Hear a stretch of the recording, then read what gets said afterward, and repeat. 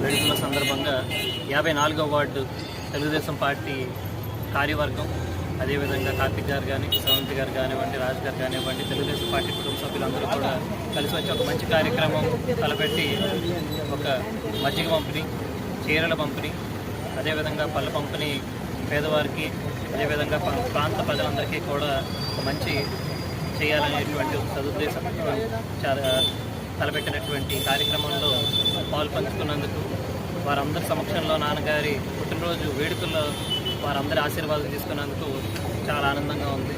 మున్ముందు వీరందరి ఆశీస్సులతో ఎల్లప్పుడూ కూడా మా కుటుంబానికి ఉండాలని చెప్పేసి నేను కోరుకుంటూ థ్యాంక్ యూ.